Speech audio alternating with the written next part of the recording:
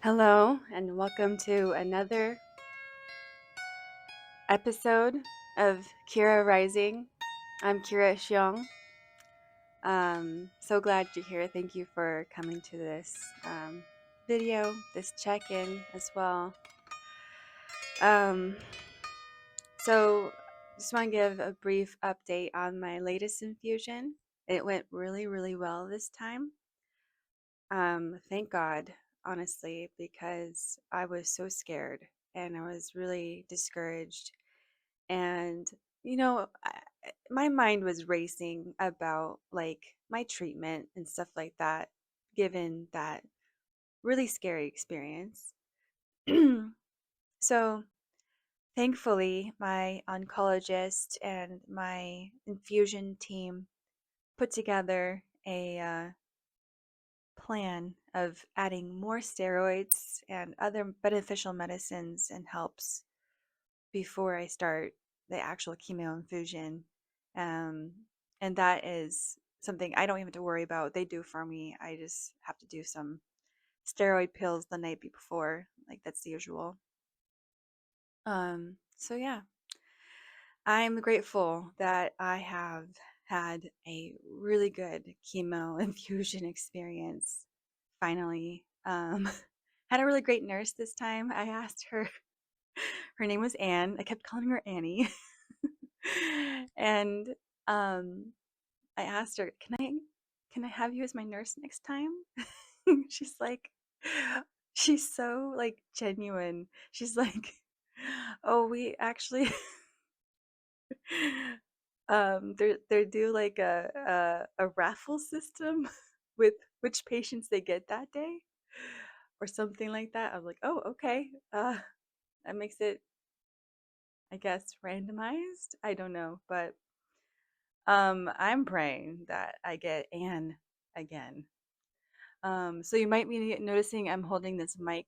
I recently got it, and it's a clip-on mic, but I tested the quality of the audio um, before recording this video, and when I had it right here, it's this quality, so low. I'm like, what?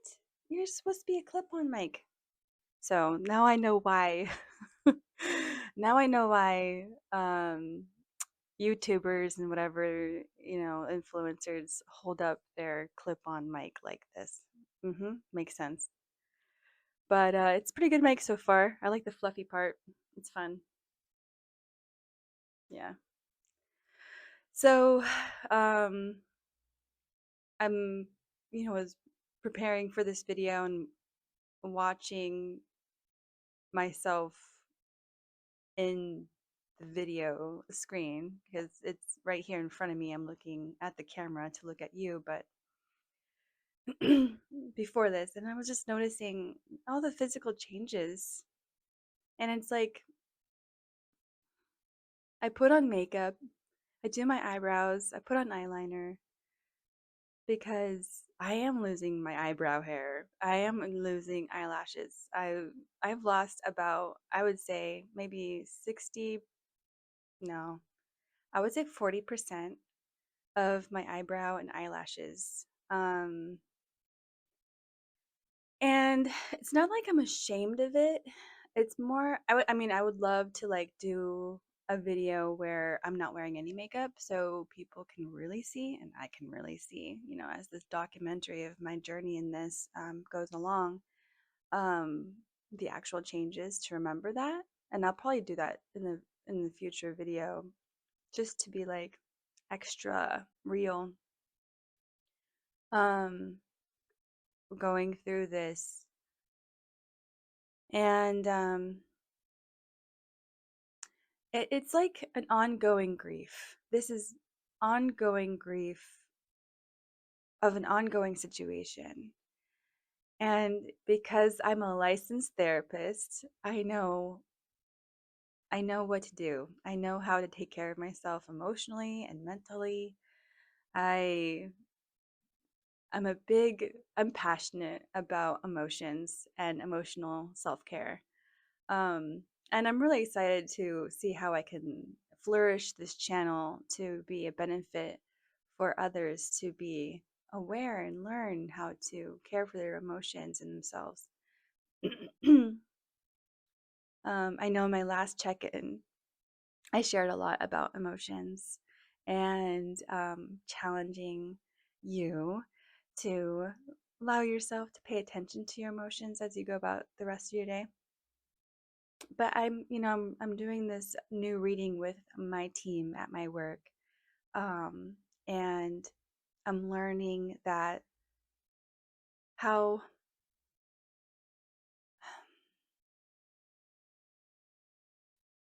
under recognized, under understood, the lack of understanding, the lack of knowing, the lack,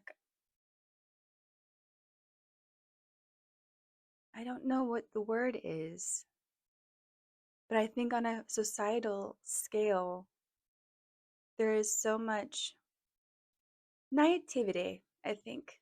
Naive understanding, naivete about emotions and how the body works with emotions.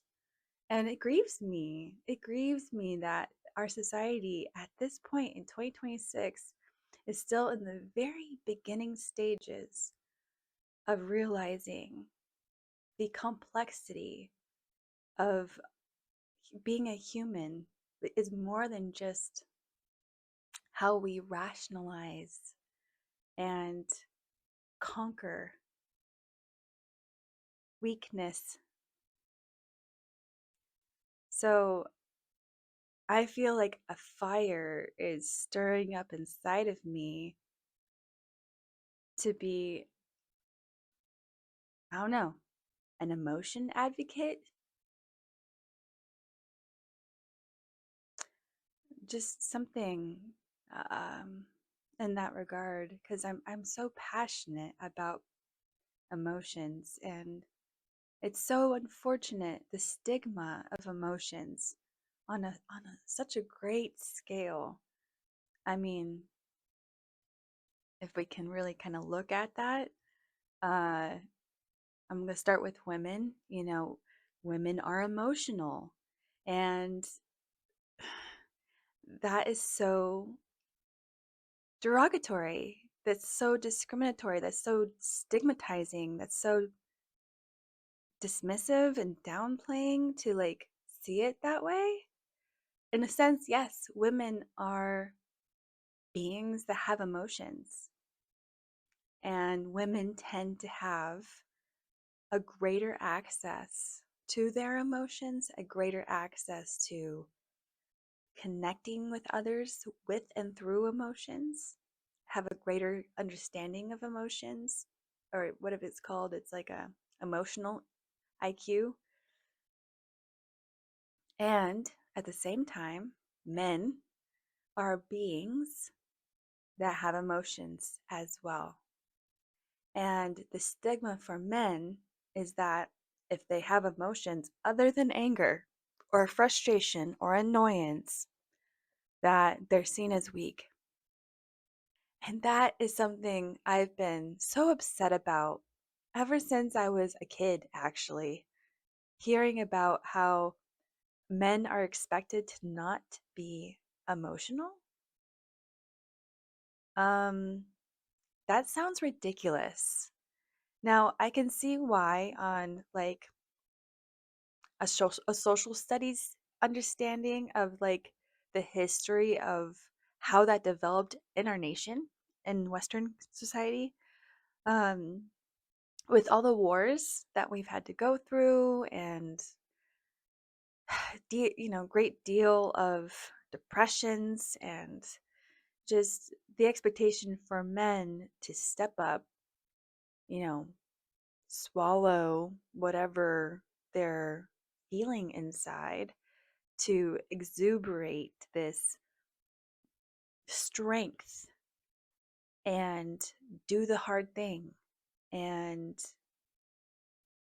that's wonderful quality that I think both women and men can have, but on a stigmatizing level, we're talking right now, on a stereotypical level that's fixated on men. How unfair. that we as society probably not realizing it, but also maybe enabling it. This idea that men are weak if they show fear or if they show sadness, because that's already happening inside of them. And same with women. Women can feel and show and express all of their emotions beside anger. If women are angry, then we're too emotional. If we're showing or crying or, we're too emotional. And, that's such a dismissive way of putting down something that's real that's happening. Um, yeah. So it grieves me how right now in our society, as far as I understand, we're still in the very beginning stages of welcoming this new idea of everyone, everyone having the right, the innate right, inherent right of having emotions, letting them be shown, letting them be expressed and accepted and received.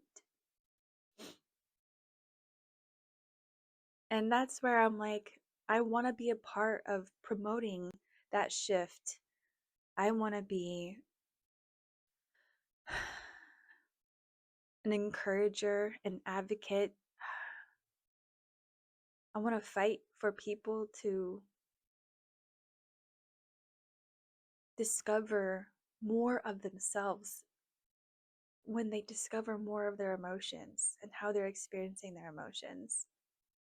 It's phenomenal what our bodies are capable of doing. It's phenomenal.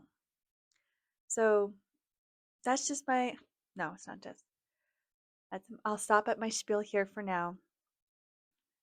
But I guess for a operationalized uh, guideline, if you're curious to how to continue expanding your own emotional awareness of yourself, um, I think it begins with paying attention to your body. No, I don't think, I know. It begins with paying attention to your body. What is amazing about our bodies is that our brain is an organ that orchestrates hormones sent throughout signals sent throughout our body to give us information on what we're feeling. See, people feel anger, but they don't understand how they feel anger in their body until they pay attention to their body. So commonly, it's tension in the chest or heat in the face, just tension building up in the muscles. Um, so that's, amazing that we have that quality about our bodies. Now, if you're a person who has a hard time paying attention to your body and um, recognizing the physical sensations you have with your emotion, that's okay. And I believe that it's temporary if you put your mind to it. um, there's nothing wrong with you. It's what you're at right now. As a therapist, I have seen the people I work with as clients. I have seen change and shift and improvement and growth as I work with them, and they build from not knowing how to describe or recognize their physical sensations to giving space and time to paying attention to their body, and then allowing for the words to come to them through time, to give them an understanding of how to speak what is happening, what's being felt in the body. And I mean time as far as like even just 5 minutes, 1 minute, even. If you can give yourself 1 minute while you're having an emotion, 1 minute to like, okay, let me go inward and pay attention. Let me check in with my legs. Let me check in with my stomach. Let me check in with my arms and my hands. Let me check in with my breath. Let me check in with my chest, my face, my head, my ears, whatever it could be. Checking in with your body when you're having those emotions can be phenomenal. And it's a way of getting closer to yourself. Honestly, I've been thinking about a book titled that, Getting Closer to Yourself, and utilizing, letting it be about getting to know yourself through your emotions. So I think that's going to be a passion project I'm going to be starting soon. Can you hear my stomach growling? It's like, why? I had so much Korean barbecue last night. Um, yeah, thank you for listening so far. It's been 17 minutes already. Um, Long video. Um, Back to my check-in.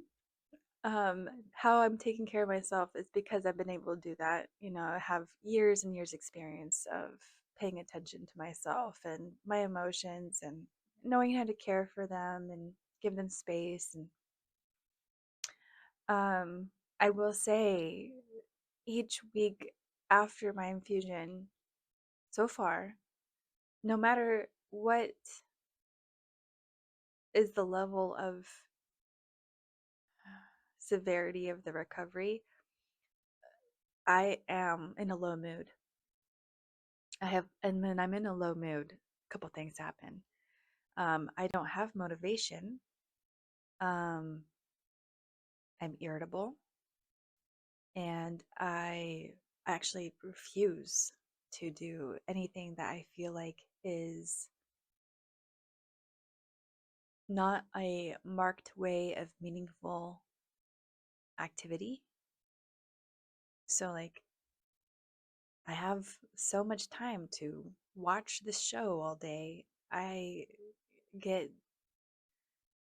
I don't know, and antsy about it. And I'm like, I don't want to do this. I want to do something meaningful. Let me do some art. Let me go record a video for my channel. Let me do this or that. But then I feel too sick and I don't have any energy to do it. I can do art, but then even that, I have to only do a little bit at a time during the week of after my infusion. Excuse me. So, um, I'm working hard right now to get myself back to thriving through this. Um, I'm in. I'm entering into the third, no, second week now. After the last infusion. So the plan is I have a CAT scan scheduled for the 14th. That's going to look at uh, more parts of my body to evaluate, check, to see if there's any cancer anywhere else. Um, I don't know what's going to be found. Honestly, they only found the cancer in my pelvic region. They didn't check any other regions before this CAT scan. So it's going to be interesting. And like, technically, the cancer was in the tumor and my left ovary. So I don't yeah, I'm just like, I'm glad to get like a CAT scan to check my body to see if it's anywhere else. Honestly, I think that should have been done previously, but hey, um, sure. I'm in treatment for a cancer now, so it can't, it's not like happening sooner would have changed anything. Um, so yeah, that's happening on the 14th, which is like next Thursday. And then the Friday after that, the day after that, next Friday, I have a follow-up with my oncologist. Originally, he had scheduled it for online on the 20th, but then he moved it to in person on the 15th. So if you're sensing, um, what does that mean? So am I. I'm wondering why, because the last time he switched an online appointment to in person was when he was going to tell me I had cancer. Yeah. So, as you can probably imagine, I'm trying to keep my mind not from racing to all what could it be, while also holding space for being flexible about my future. Yeah, over the last few years, I have learned that flexibility is such a strength. Um, when I was in undergrad, I heard you have to be hot and fat. Hot being honest, open, and trusting, and fat meaning flexible, adaptable, and teachable.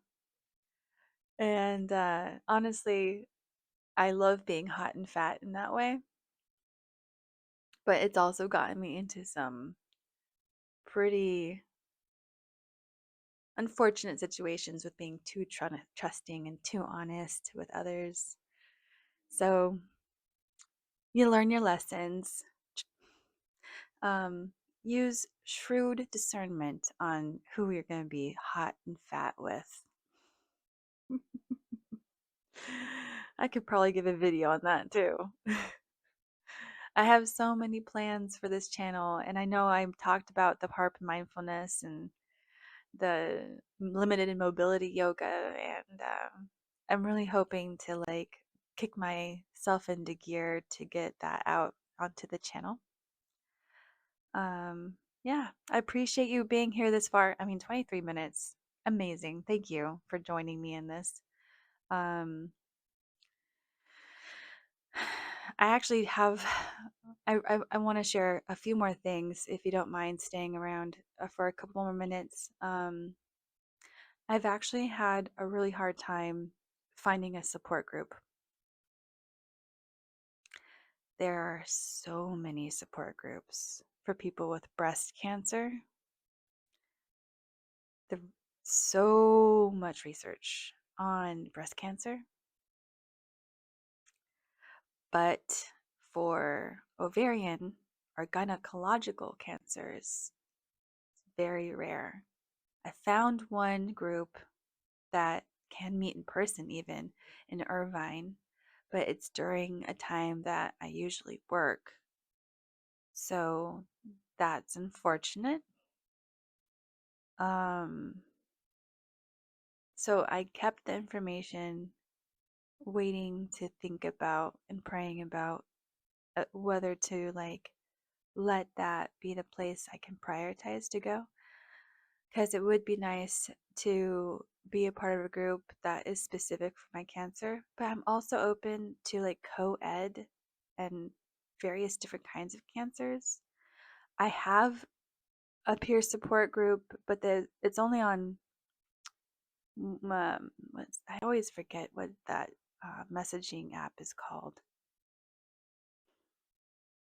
but it's only on a messaging app. And I'm sorry, I'm not sorry. I'm real. It's not enough for me. I need real human interaction, not text. So I value them and I love them, the support they've been providing so far. Um, and it's not their fault. Mm. So anyway, that's why I've been trying to find some peer support groups. So I found a couple things I'm gonna look into. I appreciate you staying this long with me. And I appreciate you, in your messages and your comments, reaching out to me directly and encouraging me. Um, it really helps me to have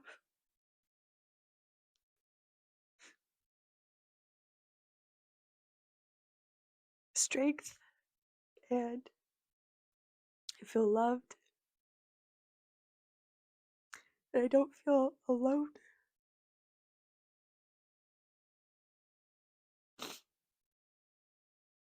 So I really appreciate you. This really brings me a lot of meaning.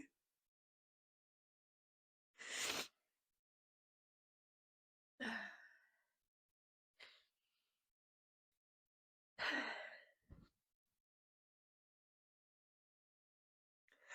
have to look at my eyeliner. Nope. Okay.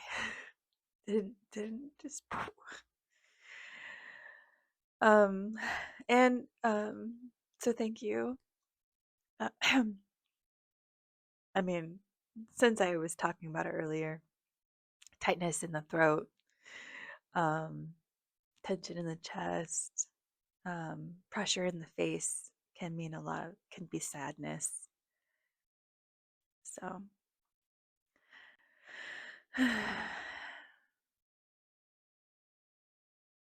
yeah. Um, I am going to be starting a blog too because I think that therapists with cancer is I mean, I don't know where the community is for that. And I don't want it to be on Facebook, but it might be. Again, text support groups. No thanks. Not the main source, at least. Yeah. Well, I will end here for now. Thank you again. I can't share my appreciation enough for you to be a part of this journey with me by watching these videos, commenting, sending me messages. Yeah, it really, again, is a key. You're crucial to my journey in getting through this. All right. I love you. Take care of yourself, and I'll see you next time.